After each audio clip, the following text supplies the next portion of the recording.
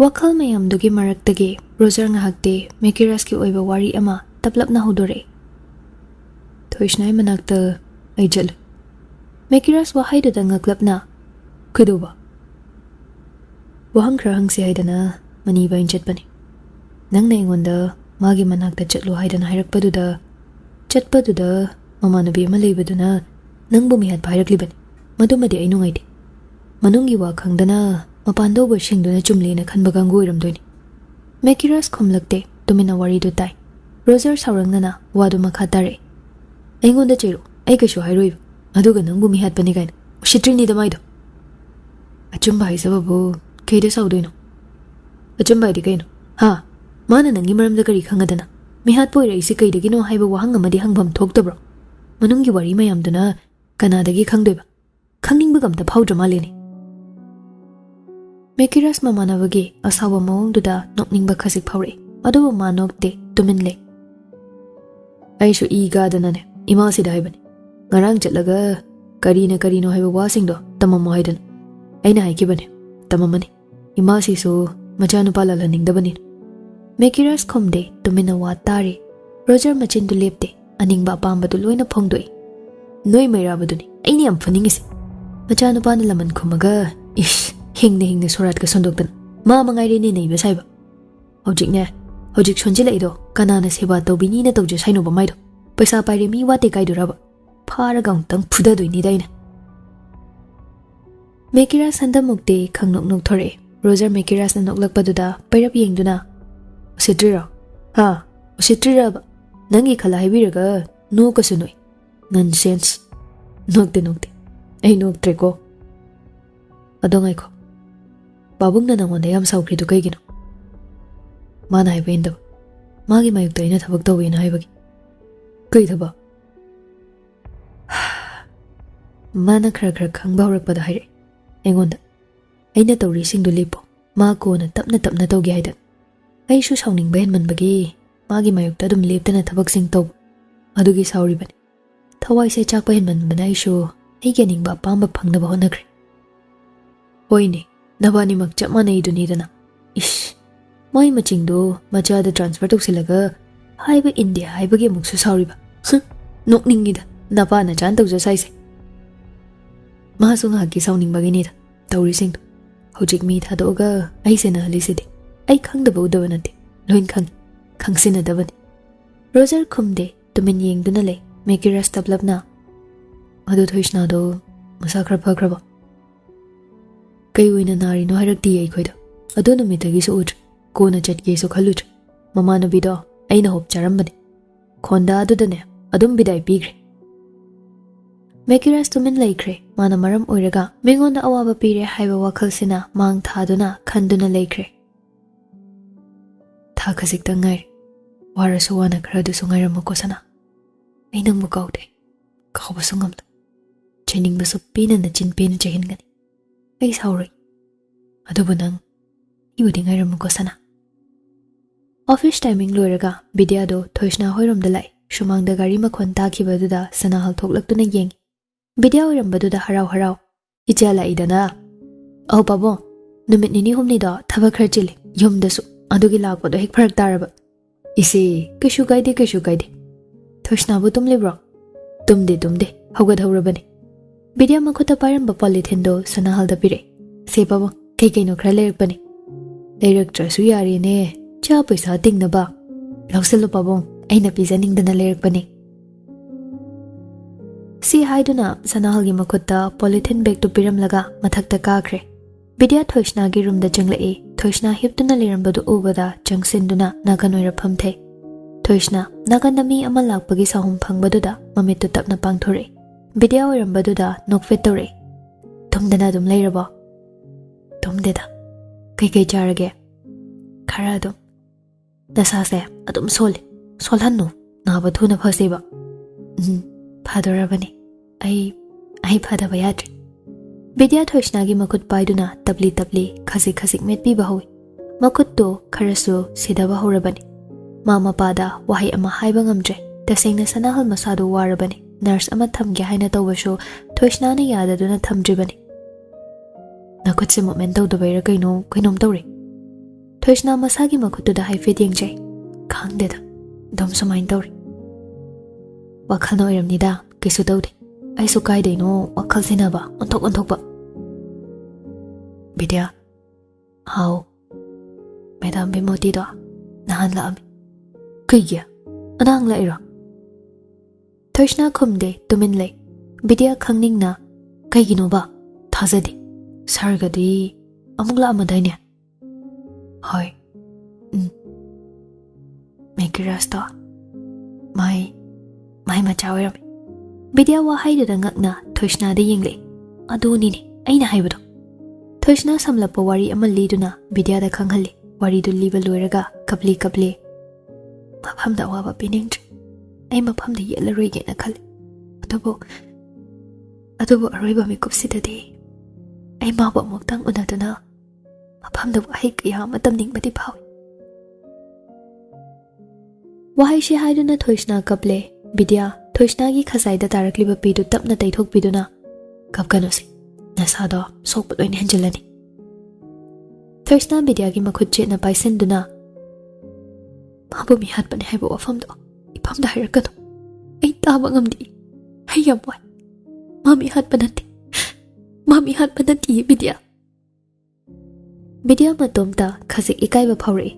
Wahai duda mana mekiras po mi hatpa haiba wahai sina mang thaduna wafam khuding wahai khudingi kanthatuna lakpani. Ma wa amata khumde tumina adumagle. Thoishna khara kaplubaduna masadu ware chokthare. Tabna muk mamit to ishinkre. Bidya matawduda haye khana lakhiba wado ma phongdokpa ngamkhidre. Hainingba phawkhidre. Tumin laikre.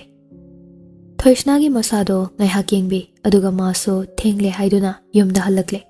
Asumna numit kharani hawkre sinthoiba ahongba leite. Aduma gyan tada leiri. Mani tomba Rojarda mugon sinduna. Sinthoigi kai phibamda leirige. Nahangi matungdagi nupadu lakdriba. Lakdri.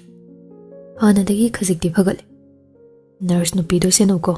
Chingnaningai oiba moong ubriyam. Hoi. Sigiri aina fanaba tawrage. Mekiras taplap wadu makhatare. Henbigi mama majadunini. Thiba mathau darise. Mani tombana. Wari singsigi horakfamdi mana oidoribani. Pumna makhanglamgani. Mekiras pocket tagi churub box to lawthoktuna machay ama lawthoklaga chamlaga thai. Aduga box to muk mani tombada pire. Mani tomba su machay ama lawduna chamkhatuna thai. Mekiras tasengna matha saba haibadu oirabani. Thokliba thodok tawriba thabak sina masadu gyan tadre. Mani tomba taplapna. Ai pau mathang hairki. Miki, nang thabakam ta hatho tawgan. Ai matang yenglaga hairki. Mi khara thaduna mafamdu kamdobano haina ai yengsinanki. Mekiras hoi haibagum mangaktu nomlai. Tanjadu da Roger gi phone do ring lai. Roger, pocket gi phone do lawthoktuna yengi. Screen da thokliba mingdu ubada hatho paikhatli. Hello? Kari, ai lagi lerum. Ai lai. Wahai se haiduna call do fathami. Aduga anidu da mukon sinduna. Sinthoi gyan lai. Mekiras ka mani tombaga do harauba angakpana pik thankre. Ahum do hatho hospital jase haiduna thoklakpani. Gari tong khatlam daida Mekiras ki phone do vibrate tawre. Call do khutlai thona paikhatli. Phone dagi ngangla iba wasing do tabada masadu ngaklap na sole. Karam kanda. Sir, uzik to fangbani. Mi ganam khangdri. Alex na hairakpani. Mekiras sor asang ba mon toklaga. Pare. Kanarari halo. Wahai se hairaga call do kakre. Mekiras mani tombada onsinduna. Enbigi mawamaja. Sina bhangi. Mani tomba ngaklap yengduna le. Wahang kayana thallaba mityeng amaga loinana. Mekiras ta meeting do thamle. Hospital da ahum du lakduna sinthoibagi manakta changle. Sinthoiba ahum du lakpaduda haifet yengle adubu wadi nganglakte. Roger changsen check tawe. Masado ICU dagi warta puthokse hainaduna warta puthorakle. Mekiras changsen duna sinthoibagi masado haifet nale. Aduga ita sinthoiba mangakto haifetang nomle. Roger na wangang badi kharangam kirui. Kaya tapna di ngamakanida ngasi hayeng sidi ngamkiroiba. Makong sidi adum chatpa ngamgadra. Ngamnida doide khara pharakpagane aina khaje adum chathandoin. Sinthoibada mukon sinduna Ainane, nang kalaise, nang ay nung sipam thokpani ko. Roger sinthoibagi waduda haifet nok fetore mani tomba changsinduna thuna phase campaign tawse kante. Nungaiba punsila adobani. Makhong thangatuna ngairabani ko. Asumna makhoi mari do ngahak wari sanai. Roger na thokiba thodok singi wari sing hojik hojiki oinadi sajin gumsi. Wari sing duna mapung oiraga ka hena khanchin bagi machak ama oirakladi bera kani aruba phibam da leikine haina hairakpadagi ani duso machin kanglaktre. Roger mafamduda thamamaga Manitombaga Mekiras ka anido mafamdudagi thogle. Mekiras phone du lawthoklaga Alex haina thariba number du da call tawi. Noi kai da lege. Anjare sir. Hanai mafamduda la inatro. Hoi sir. Okay. Ai lagi lerm. Asumna anido call thamnakre. Manitomba da onsinduna. Gari so do piro. Ai thoragi. Manitomba showala ngangde gari sodo Mekiras ta pire asumna anidu gari thodokduna mafam adudagi lai kudumdano phaibong khule 5 hours ki journey ni ne traffic jam ga kai ga 6 hours ti changani asumna anidu wari sana sana gari thore Manitomba haifet samlapna wari do hodore hinbi ki dubu kamdau noi bajano khangde Manitomba WakhaL khalaga minaga hatbiri jalo Uramba yai matomta di siroi henbido apang manatini matomta siba yai ni Mekiras ngaglap Manitomba de yengle kamaina mi mayamna mabu koi thiba koi hanghang batawr di siroi jane magi mafamda proof yamle paikomba su proof to ikoina phangidana ba haidana kana thiramadi Haibadi proof oriba pochakto mahakna pithok ningdabagi pambai thirakpada last option da sibada kiba Mekiras na odumna tawgadaba manbrane Manitomba na magi WakhaL ikoina khangba ngamde toromladi kanan khangba Mekiras hoi chume haibagi mawongda mangakto nomle Manitomba tapli wari taplap na hore ningthemgi wari ma lei haibado nang khangabo Kui wari Atay na teda Machani haida na layriba nupido Ningthimgi machana ti hainay kumay na Khang deda Kayam chumbano de Nimpong ngang na bani Machano pa amalay kay na so Yamay na bani ne Manitomba noklaga Ada din ningthim si Playboy tari ne Wahay do da Mekiras sa noklay Anido nga hakti Awaba wari sana de Nungayba wari sana do na Lambido chatle Manitomba na Adonang Thoishnagadi ka shoy na drabo Mekiras Thoishna palakpada masado ifun bagum tawrari Uthokpa yade khanduna phasinduna haire Hauna dreda My number do chat kitre Phone pai draba kaino Aiso phasana kona sengbado hairage na khalab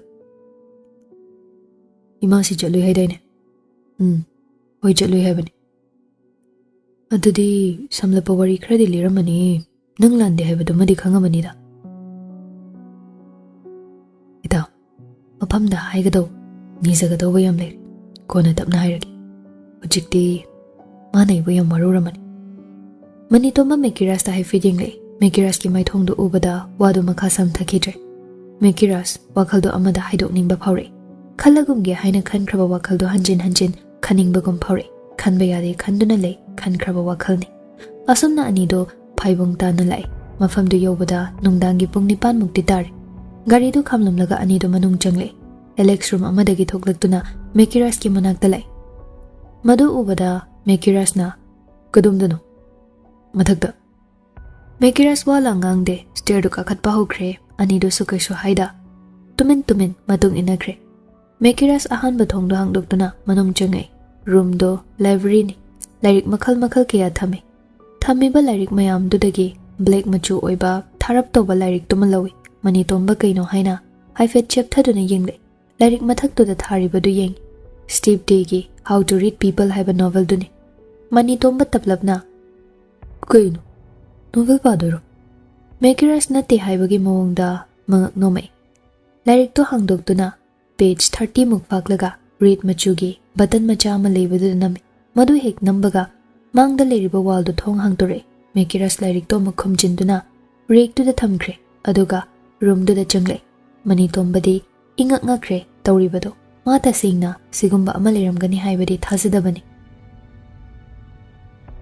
Mekirasna atopa ngang khaidi Sir mapanda khra lehoi mi pong yingnaba khulgi haldude masado ngarang nan khra ngamdaba aduda pathali kai oina na nong le nungsi tawisida aduda masado khra ingre hai adugi fever khra tori toba Mekiras khomlaktre Alex tumin laikre mani tombadi tasingna gyan tadrabani adubo ma hangludre manungda changlakpada nupa ama mamit makhongna chingba punduna leiribado ure miyoi kharana sofaduna leirami Mekiras changlakpa ubada furamba singdu chap leptuna leikre Mekiras changsinduna mamit tapulliba ado tapna lauthoi nupadu mamit tu tapna pangthore Mekiras nupadu da onsinduna nasadu wadro kande sachadhairo Tadoge, natu na chanong sidrabo.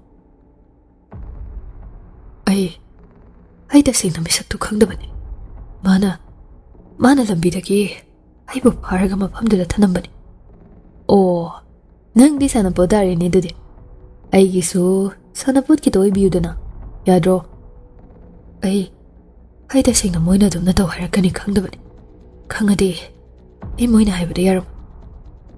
Pisa kya piraga, Mana nang buneke.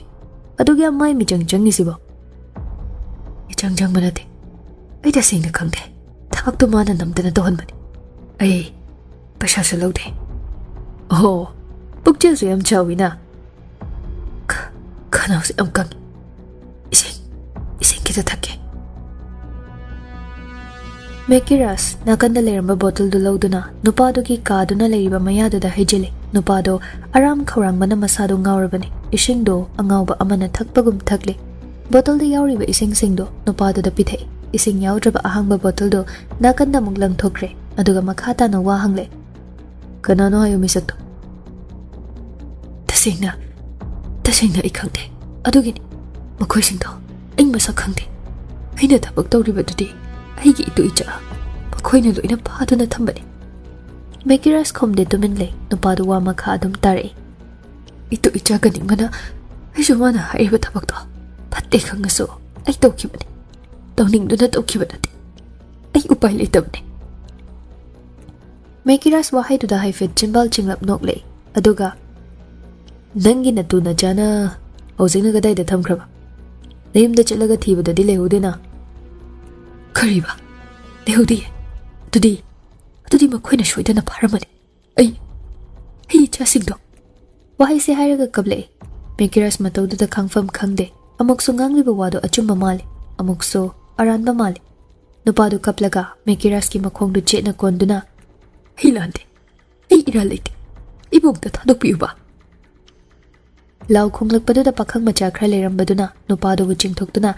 Hanagom makong makot amok punsin kre. Mekiras risi da onsin do na. Risi. Sir. Nang mawusino. Wahay si kaghairame aduga mafamdudagi thokle Mekiras thokibadu ubada mari matung inaduna thokle Mekiras tungda lakliba Alex da haire NB gi kai bawdai Sir photo ga kuna na room da lehor aduga phasana wari do ai lijaragi Mekiras wa makha taraktre tumin leikre asomna mafamdudagi thoklaktuna room amada changkre Mekiras ka mani tombaga do thariba sofa do da famthai ani do na hek famthakibadu ubada Pakhang macha amana wine glass ani puraktuna ani du dapi wala ngang dabi ani du shulawi Alex photo du puthoktuna table da thamle aduga sida lei sir table da leiriba photo ani do amamam lauduna yeng henbi na siriba kusi do kupna yeng karai da kari ui haina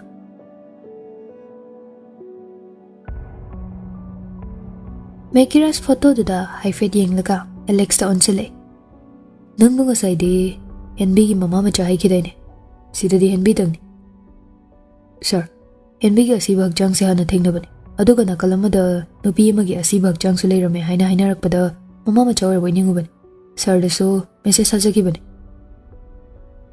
Mekiras khomlaktre tuminle Alex mangda khiliba TV du tharae makhol du da ani do mangda yengle henbi na siriba dugi video ni hinglingai gi video nate siraba matung phangba video footage ama Alex taplapna. Sibasi numit nini mukoiraba mali. Mani tombana. Karai da thingnarino. Sikmai turil manakta nakan ginung paira leiba dom da thingnabani. Nakoina kamdawna uriba. Mi khara hana thadokduna thami. Makoi mem na pau pirakpani. Sikmai da tabak suriba miyo shingdudi khangdaba. Numit marini muk suri hai. Sikmai da tabak suba thingba. Adugi mayam do khangdaba zani. Sikmai haidana miyam leiba mafam nati. Manung hanjina narak mungsong hoba mafam da leiba mafam dani. Mani tomba tumina muk laikre. Mekiras na. Kai jingna badino. Nakoi na sida chalise. Sir, henbi sikmai maya soida renta lei haiba paudari. Adudagi mana leiba renta da jangduna hangmani. Maming lotuna leirami. Henbi haina hairamdi. Sana tombi haiba mingsi thonduna leirambani. Hanglubada numit nini muk suri hairi hanjilaktaba. Aduda sum khar jingnabadagi mafam sing khar yengbani. Aduda asiba hakchang soim phangakpani. Mekiras tumina WakhaL khanduna lei. Makhutta pariba wine glass to ongduna leiri WakhaL amada. Aruba WakhaL amada.